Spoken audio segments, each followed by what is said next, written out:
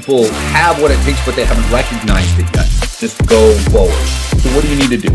How do you welcome and hello, everybody. This is that person. It's different and it's bigger than you think. Last few days, rise from the ashes and fly. We've been talking about relationships. We've been talking about the people in our circle. We've been talking about how they influence us and how to bring more influence in. I tried to bring some statistics into this last week, and so some of you guys that are joining it, or if you haven't been on in a little while, just to kind of recap, those that are around you, there's some quotes where we talk about the people that you habitually associate with affect up to 95% of your life, of your success, of your happiness, of your frustration, of your misery. Habitually associate is a key term from this quote, this study, because you can create purposeful associations. Many of us are left with an amount of association that is just there simply because of life, right? Choices that were made in the past, relationships that were created in the past, relationships that maybe we didn't create. Many of us have friends because our spouse has a friend, or our parents had friends, right? Relationships that were forced upon us that may or may not be contributing in a positive way. And so the circle of influence, those that we habitually associate with, is kind of what we're talking about here. And so if you reach out and you come to some epiphanies, if you come to the realization that certain individuals within that circle aren't as beneficial as they should be, what do? How do you change it? How do you begin to change yourself? And ultimately, guys, that's where it all begins. It has to begin with you. Right? We can't demand change or try and influence change in someone else if we're not willing to change ourselves. I can't, asking you guys to read would be pointless if I didn't read. Asking you guys to push yourself personally would be pointless if I wasn't attempting to do some of that on my own, trying to say, hey, you should invest in a coach, you should invest in books, you should invest in your health. If I wasn't willing to do that, none of what I say would mean anything. The same applies to your circle. So before you look at changing everybody, make sure that you're where you need to be, okay? That you're working on yourself and you're doing it consistently. So these slides are already inside of the group, so you guys have access to them in the Skype group. Let me kind of hit on some of these. Okay, one thing you want to do is kind of go through this connection self-test, rate where you're at, and depending on what score you give yourself, look at what you need to change. Do you have a process to network? Are you constantly meeting new people in person, online, right? Are you looking to make connections for others? Are you looking to help others as soon as you make that connection? All of these are things that you need to look at. Your mother taught you everything you need to know about connecting before you were 10 years old. All of this stuff is on these slides, okay? So next, do your core value, be intentional with your sphere. All right, so let's talk about your sphere. Let's talk about things that you can do, right? If you've kind of sat down and you made a list of the top 5 people you spend the most time with, if you haven't yet, then guys, do that. If you're brand new to kind of this series over the last few days, sit down right now and write out the people that you spend the most time with. Now, this can be both physically and it can also be online. I mean, we live in a virtual world. I feel like some of the people, if I were to make the list of 10, some of the people that I get the most input from are not people that I associate with physically. They're absolutely people that I associate with virtually. And some of them are mentors or coaches, and a couple may not even realize that they're a mentor or coach, right? So do your core values align with the 5 people. Core values, again, we've got a list up here. I gave you a list, but you should be coming up with core qualities / values. Create that list for yourself. Again, these are in the slides, guys. Do a little bit of work for yourself. Do the 5 people closest to you know your goals? Now, if we're getting into, they don't have to know every single element of every single thing, but they should be connected in some way to the pathway that you're looking to take yourself, right? If your goal is to be healthier, they shouldn't be constantly pushing you to sabotage with pizza, right? Anyway, will they lift and support you? So these are questions to ask about your sphere right now. Questions that you can ask yourself right now, okay?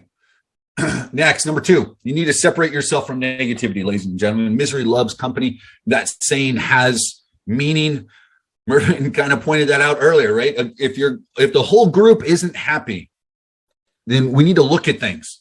If we're chasing happiness, then there's an issue, right? Patricia said it, and that's the simplest thing, but gratitude is key. Start to create a list of, do your gratitude journal, do your affirmations, look at being grateful for what you have, recognizing how much potential and power and everything that's right there in your hands, how much you have. Man, that can flip that switch really quickly. That's not supposed to say controversially. That's supposed to say conversely. If you surround yourself with positive people, you also see more positive. Wow. Converse. I know this is spelled wrong, guys. Conversely. Is that right? No. Conversely? Is that correct? I think. Someone spell check me, please. If you surround yourself with positive people, you'll all see more positive. What topics do you discuss with your circle? This is important. What topics are being discussed in the group that you spend time with? You guys remember that saying? That small minds discuss people, and big minds, great minds discuss ideas, somewhere along there, right? So what are you talking about with your circle? Okay, are you just talking about others? Is it drama? Is it gossip? Is it guess what happened to so-and-so? Oh my gosh, how is this person doing? How is that person doing? If that's what's going on, then you need to change things up. There will be pushback. If you guys have in here, what topics do you discuss? Are you lifting people up, talking about them? Are you encouraging others or breaking them down? Does anyone in the group here have some experience in trying to make that transition with people? It's not easy. Nancy, you're nodding your head. Bruce, okay, so what happened? That's what I'd like to know. So I've done that, and part of this I have, and I think I mentioned, so we had this wedding this last week, and it was the bride and groom. The groom had a ton of people that, like, they've been friends since they were kids. And I kind of mentioned this, right? Like, but if you look, like, they're dressing the same, they, same conversation, same group of people. If you break down incomes, everybody's kind of hanging around on the same levels. Great people, and everybody was really nice. And there wasn't like any weird drama, and it wasn't any silliness, but I was kind of looking at it and like, I'm looking at the transitions that I've gone through, because I grew up in a very small, or a poor area of Oakland, California. That's where I was, those were my initial friends growing up. And then I moved to this little town in Arizona, where I went from Oakland, California. And for those of you guys that aren't aware, Oakland is an incredible mixing pot, right? It's very diverse. And I had friends in my friend group of just about every nationality you can think of, from, just everywhere. And then in Prescott, Arizona, where there's, it's a tiny town and everybody looks like me.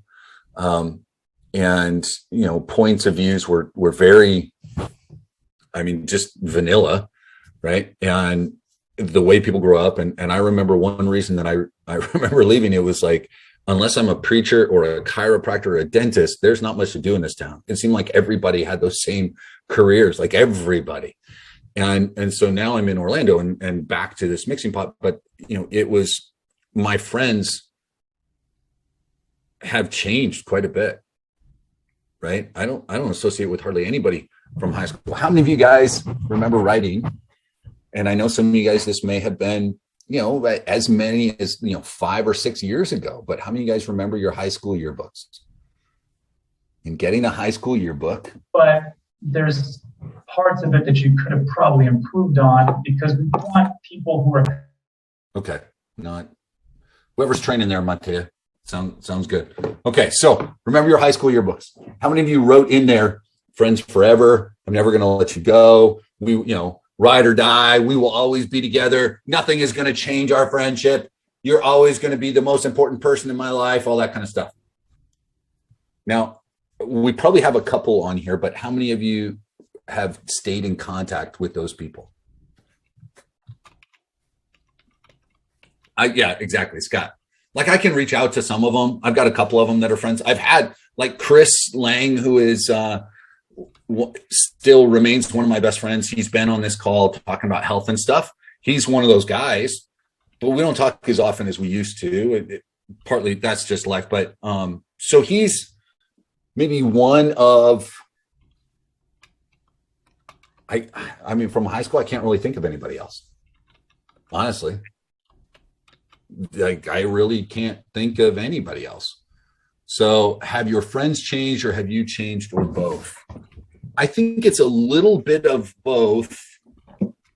I think in my opinion, I think I've changed more. But here's what I think is interesting. I think if I were to go back to a reunion and meet everybody, I think what would happen is you would kind of fall into reminiscing and you'd hang out with the same group that you had. But if you gave it time, and if we took all of our high school friends or college or whatever, if we all got together and spent another 2 years together in some environment, I think the group would shift. For some, I think this is what would happen. Some people would shift their group of friends because you've grown a certain way and they haven't. And other people would hold tighter to that original group. It's the crabs in a bucket analogy that we've talked about, where you don't really need to put a lid on it because they're pulling each other down. Well, I want out of the damn bucket, right? I've jumped out of the bucket and I've scuttled along the beach, and I found some driftwood and I turned it into a surfboard and I'm having fun, and the other crabs are back there wondering who's going to be boiled first, right? Like that's not how I want to live. I want to be different, and I'm okay with it. There's how many of you guys have been through a divorce or like long-term relationship breakup? And now it's been years. And if you ever have a conversation with that person, they're still stuck thinking you're the same individual you were when that relationship ended. And they can treat you the same way, or they expect you to act the same way. Like, I'm not that person anymore. That's not me. That was 8-9 years ago. And especially at the end of that particular relationship, I wasn't in a great spot in a lot of different ways. So I've changed. But guys, how many people in your inner circle are going through those same things and they're changing? And sometimes it's in a positive way and sometimes it's in a negative, and you hold on to the circle simply because they're in that circle. That's where sometimes you need to come in, and it's difficult, but sometimes you got to cut ties, right? Michael, you were most likely to fail. I missed that. Was that what you were voted in high school? Please tell me they didn't put that in the yearbook. No, I'm just kidding. Oh, good grief. I mean, I know people are. Well, you talk about, going back and visiting with all your classmates from high school in particular. And, for me, there's been quite a few years now. And all we can talk about are things way back then, but most of their lives now have been beyond that. They've raised families, and it's really kind of hard to keep a conversation going, without asking lots of questions, where you really don't have a lot in common anymore because you've lived in different areas in most cases. Yeah.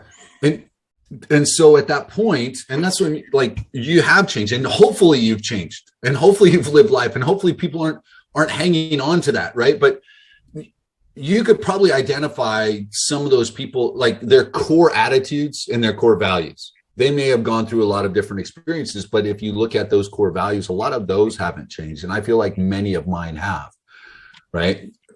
I remember some of those guys where years after school, they're still wearing their Letterman jacket, right? I have a feeling their core values didn't change too much. And I can see that now on social media. You can see it all the time. It's interesting, to kind of follow along and you see the same people fussing or being dramatic or complaining about this or posting about that and showing off this or showing off that.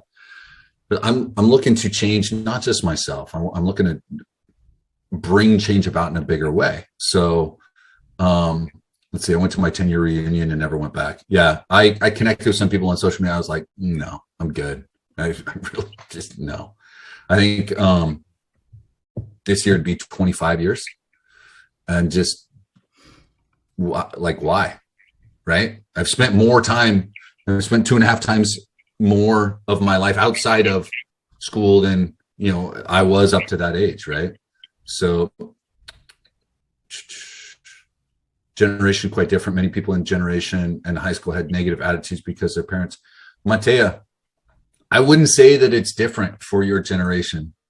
Matea is a little bit younger than some of the rest of the crowd that's on here. I think the negativity from parents, I think a lot of us could raise our hands and say that came about, right? I love my parents to death, but there's absolutely a level of negativity that came from mom and dad. Nancy didn't write that even to her best friends. So, okay. I come from not open-minded country. That's why I moved abroad.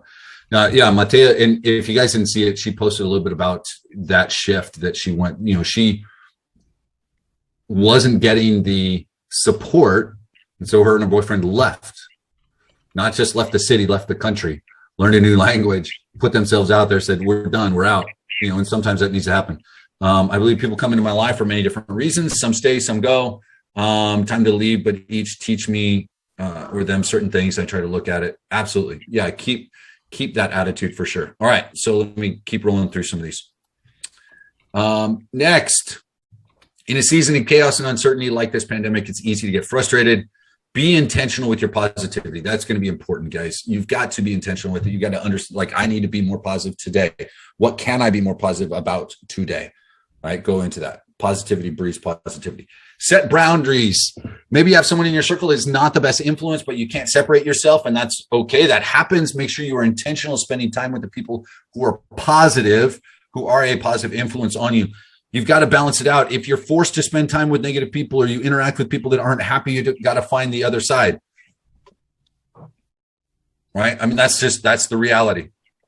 So if you look at, and I'm using nutrition and business here, but you got to look at who's influencing you around you. Okay.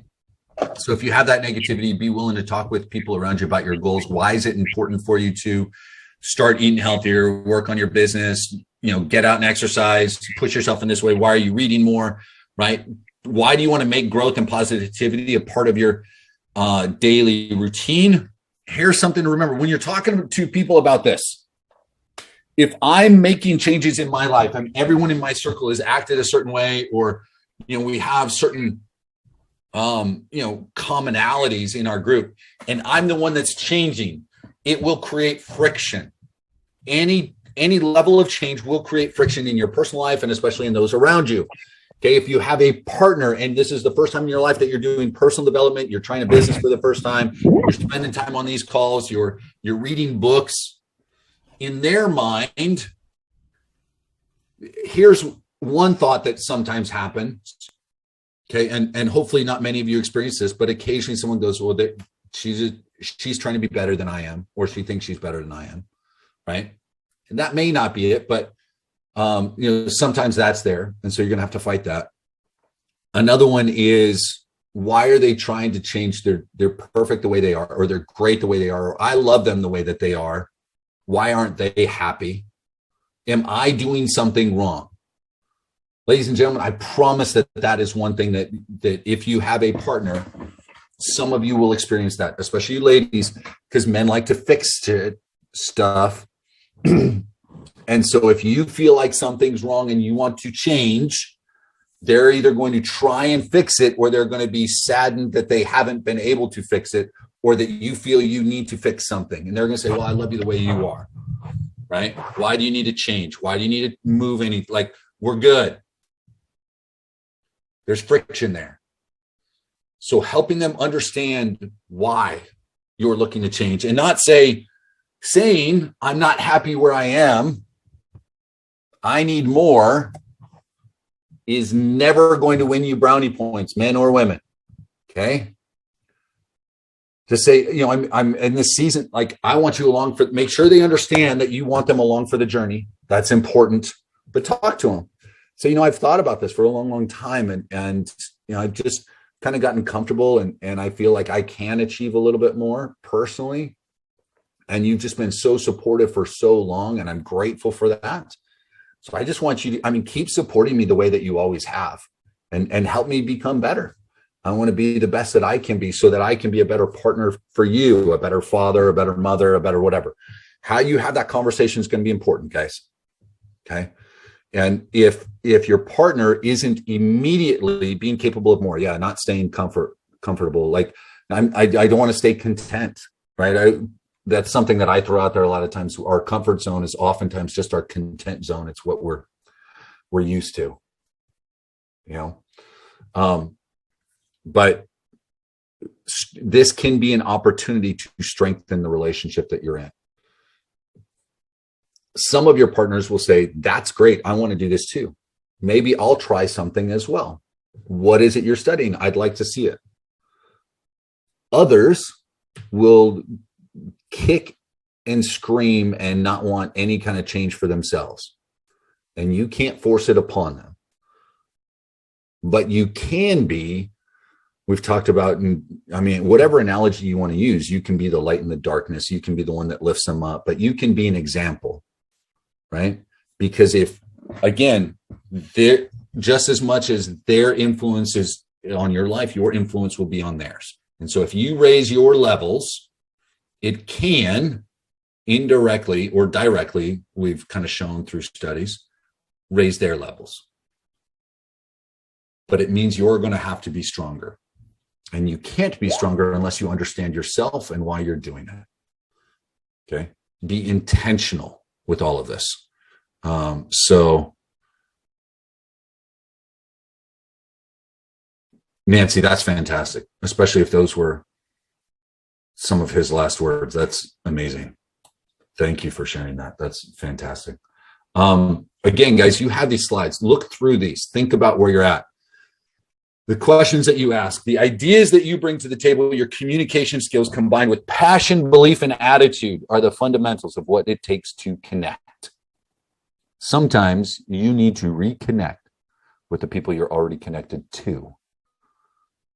Asking the right questions, showing genuine interest in someone else and their dreams and their goals and their life and their attitude. Not just in what they're doing day to day. How was work? How's home? Crazy about this weather. Those aren't questions that connect you to anybody. That's bullshit. Right?